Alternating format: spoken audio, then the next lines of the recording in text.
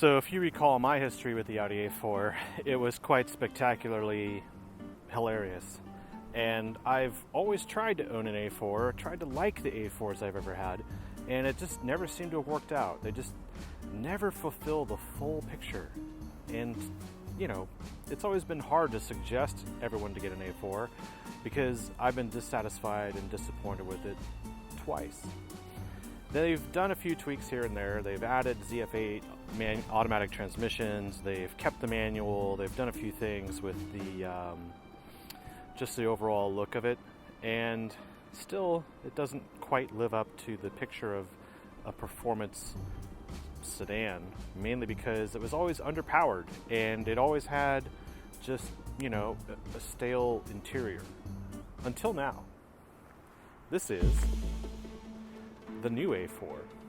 It might be hard to tell, but to a trained eye, you'd tell that it now has a whole new look. It starts with the headlights, the grille, obviously the wheels, but in particular, it's this shut line on the hood, and it creates an effect that goes all the way down the bodywork. It's a much stronger look. You can see here how the light plays with it, and the overall silhouette is the same, but this car is actually longer, wider, just overall bigger than previous generation A4s. Well, I guess we can call it the biggest. So, I'm going to see if this is worth it. So go grab some popcorn, because this will be a good one. The A4 has some cool features now. You'll see these lines here on the inside of the wing mirrors, right? What they do is they swirl the air, and that protects the glass from having the water beat up on it. So in rain, this portion of the window is clean, has no water on it, and you're actually able to see your mirrors. They've done very German, very technical enhancements on the A4. Even though it looks like it hasn't really evolved, it has. And every little detail has to be pointed out because that's the only way you're really going to appreciate the changes they've made.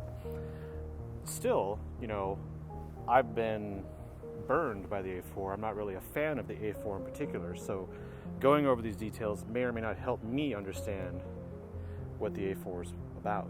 But let me go into more detail. The door handles. So before, these door handles pull out just like all the other Audis, but now they actually lift up.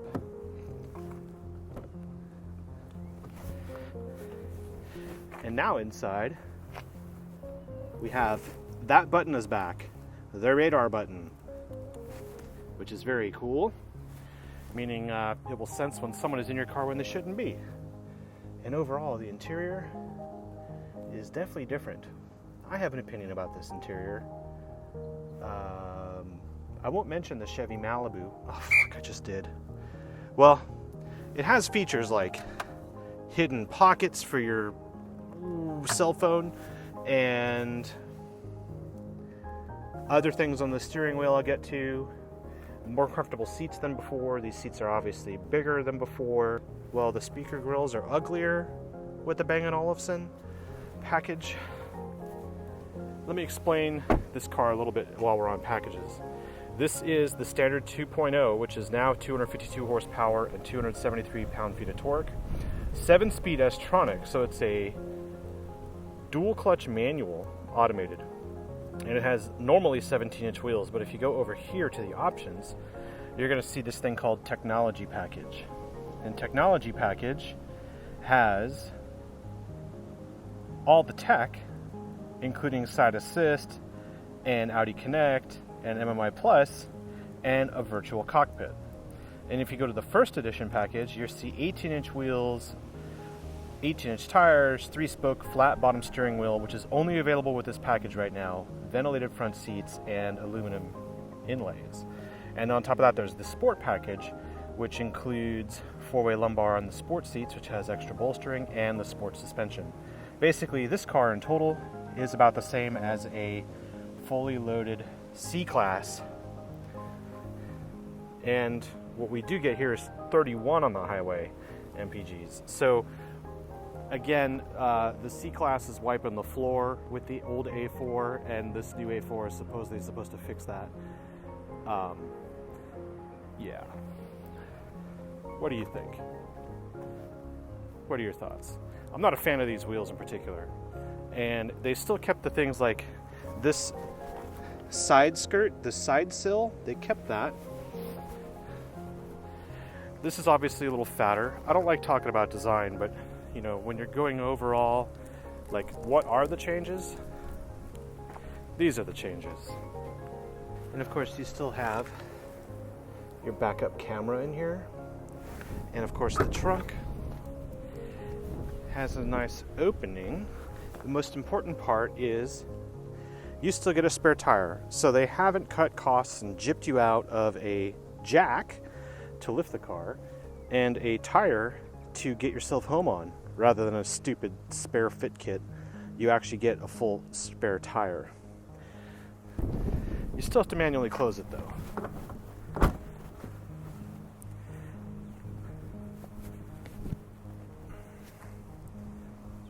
Looks pretty good.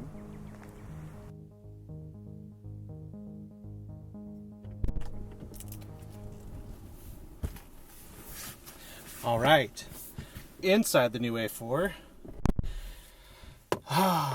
it's much more relaxing than it used to be. Now I can actually see everything that's laid out in the cockpit. There's nothing that's like shoved in and coned over. It's basically horizontally spread out across the cabin. And of course I have my new instrumentation, a much better steering wheel. So let's start it up because I want the AC on.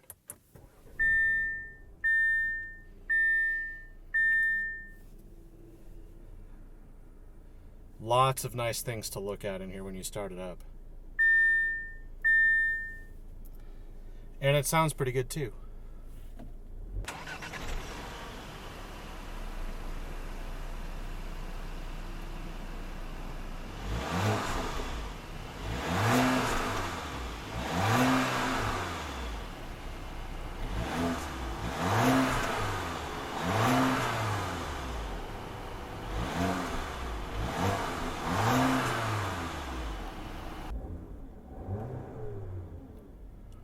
So let's see how it performs. Obviously, I have a new gear selector, and the MMI controls are no longer behind the gear selector, they're in front of it. So things are kind of backwards. And that's not the only thing that's backwards. The scrolling for MMI is also backwards from what you're used to. So it's a whole different car on the inside. And I don't think I have to explain very much about how different it is. I think you can see that. Putting into drive is as easy as pushing in this button and pulling it down. We're in drive. Now we have drive select, and drive select is no longer something you have to go and fiddle through the knobs for. There's a button right here. You press it and you get exactly what you want. You can get individual, comfort, auto, dynamic. You can go up and down through the selections. And when you go into dynamic, the rev range actually increases at idle from, 850 RPM to 1000 RPM. And that's because we do have a dual clutch automated manual transmission. So it's probably ready to dump a lot more of the clutch a lot sooner when you want to take off from the light. Sounds like fun, doesn't it? I also have a new display for the auto climate control. We no longer have separate fan speed for left and right passenger. We have 3 zones though, and we also have an ability to sync it to all the zones and set the temperature by turning these knobs, pushing it in for auto. It handles everything for me. I also have, let me turn the fan down, I also have heated seats and cooled seats in the front. So cooled meaning they're ventilated, so I can push vent and the air just blows right through these seats. Definitely nice to have on a 90-degree day, for sure.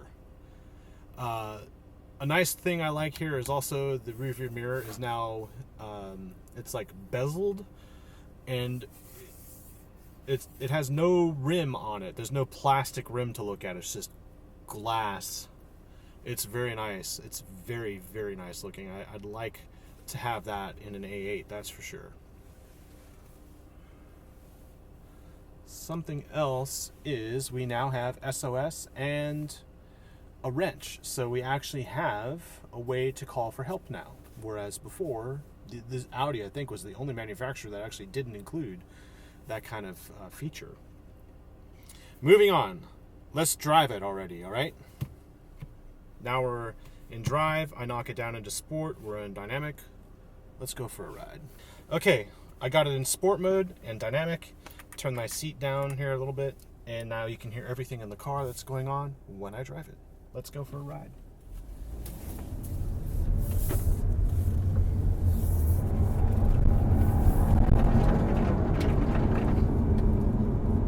We're just kicking up a few stones here on this freshly paved road.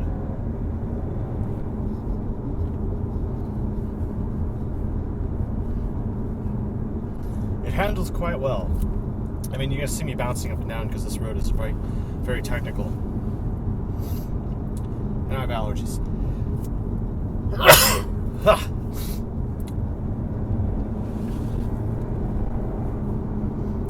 Yeah, it's always in the right gear when you're in sport mode. Let's put it in dynamic and drive and see how normal this car is.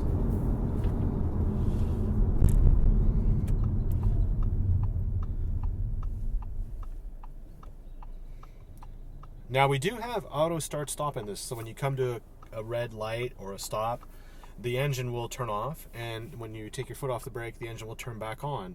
And this is to save fuel, and you can disable that with this button here, and basically it prevents the engine from shutting off. And that's useful when you're in stop and go traffic that's moving quite briskly and stopping very briefly, or when you're coming up to a street that has a lot of stop signs, and just this whole stop and go thing is not very useful to have an engine shut off when you're stopping for 3 seconds.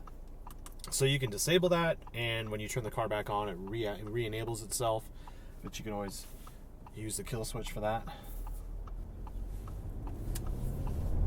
Visibility out of the front is very good. The A-pillars seem like they've been shaped better for being able to look out pulling into traffic.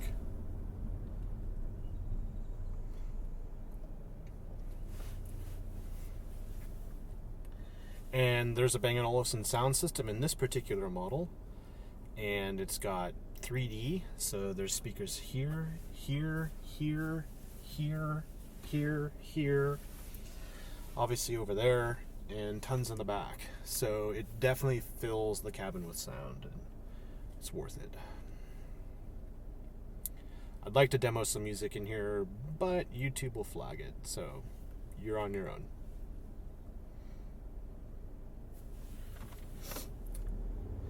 Also, while we're on the subject of things with music, you can actually now change the track with the buttons here on the steering wheel. There's a next and back button.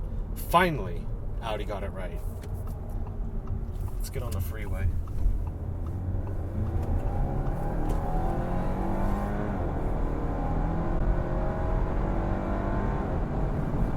Ooh, that sounds nice. I mean, we are talking a 4-cylinder engine here, and it is turbocharged. However, it does move. I mean, it's not a slouch like the previous A4. This thing is a lot lighter, actually. They've delayed the launch of this car for years because they were trying to work out the technical details, and I think that was regarding something to do with forming aluminum through a mold.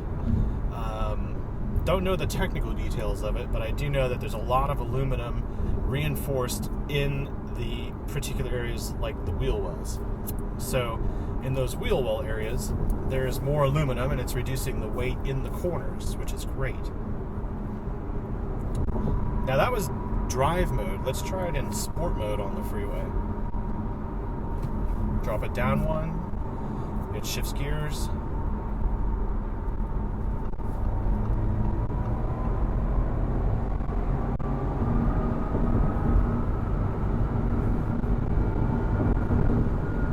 I'm sure you're hearing a lot of the tire noise.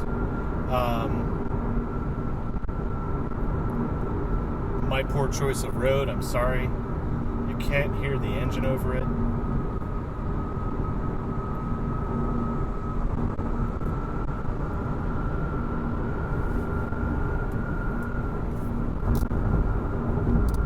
The display is very cool. It's very crisp. It's vibrant. It's vivid, and I'm able to see everything that's on it, even in 3D mode with Google Maps loading. I can even have it here in the center by going one tab over, and if I want, I can hit View, and it becomes a full screen of GPS goodness. So I have redundant displays going on here, like a G1000 cockpit. That's about as close to aviation as this thing's going to get today, but it's very cool. I mean, it has something about it where it's the latest and greatest. You know, you get in this car and you know it is a level above the old A4. It's not just a polished turd, and I think that's very important here. Let's do some passing.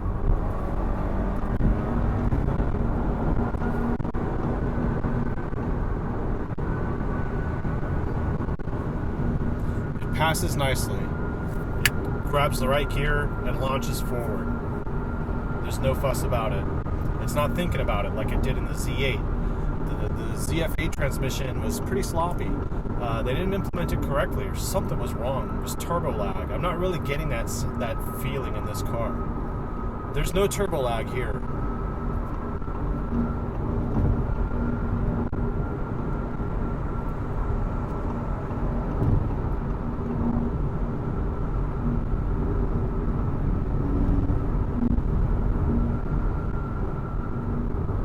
And of course the brakes are strong because Audi does not skimp on brakes, and the feeling, the feedback is very good. It's intuitive. I'm not, getting some vagueness. Although, the only thing that Audis are famous for is understeer and vague steering. And while I would call it sometimes an argument when it comes to steering in an Audi with electromechanical, this one feels like no Audi I've ever driven before. That is where things have changed. I think you're going to have to drive one to really understand what I'm talking about. I can't really convey it in words right now. Plus, I'm on a car with brand new tires, and they're pretty slippery. I don't want to really experience understeer with glossy shit on my tires.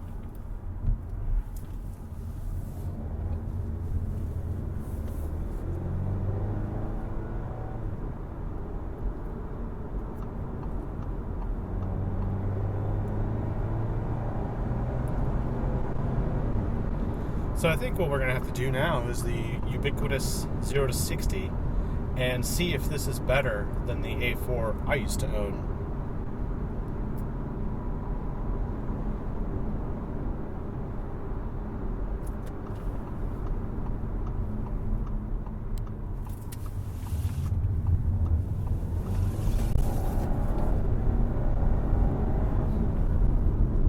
We have railroad tracks here. And I have a brochure flying around down there. Let me get that thing. Gotcha. We go left. The DSG is eager to pick up on first gear when you really want to get off the line. It's ready to go and dump that clutch. There's no slippage going on in that clutch.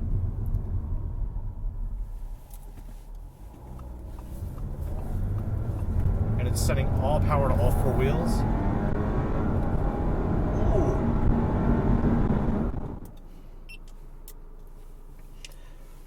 Okay, now on the 0 to 60 aspect, I have my camera set up. I'm going to change my view here so you can see the gauges better.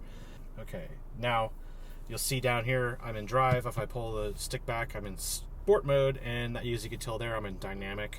And basically what you do is you keep your foot hard on the brake, and then you put your foot on the gas pedal. It's going to go to an RPM limit and just kind of bounce off that, and then when you're at that point, you let go of the brake and you're going to launch. So with everything secured, kind of nervous, but let's try this. I'm also going to turn off traction control.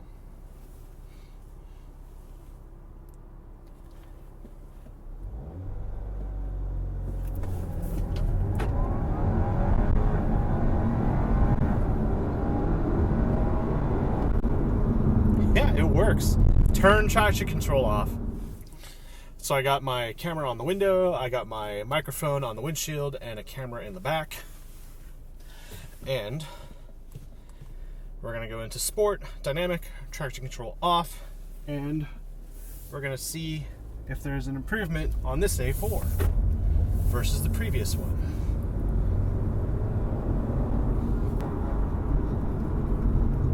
A little braking, a little turn-in action, definitely feels flat.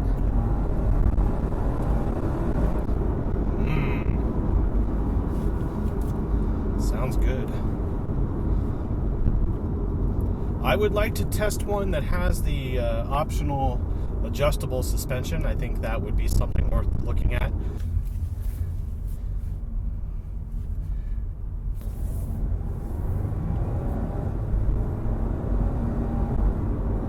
So again, we're in sport mode with traction control off and dynamic set on MMI.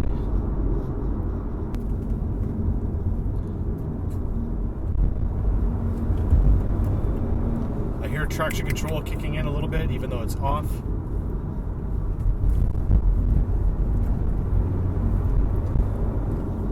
Look out, bird.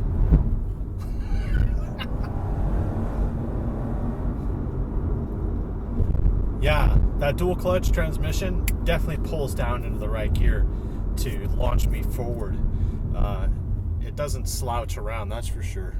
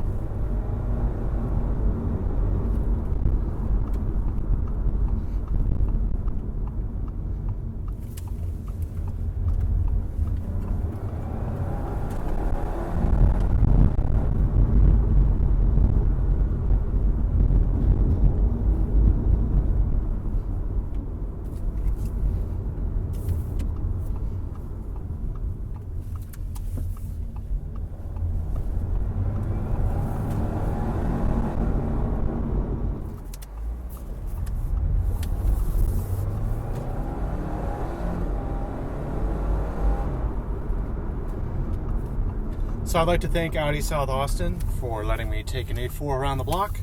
It's definitely one hell of a ride. It's definitely an improvement over the last one. And if you've ever had one, or if you're looking at a C-Class, or if you're just interested, I would say definitely check it out. Thanks for watching.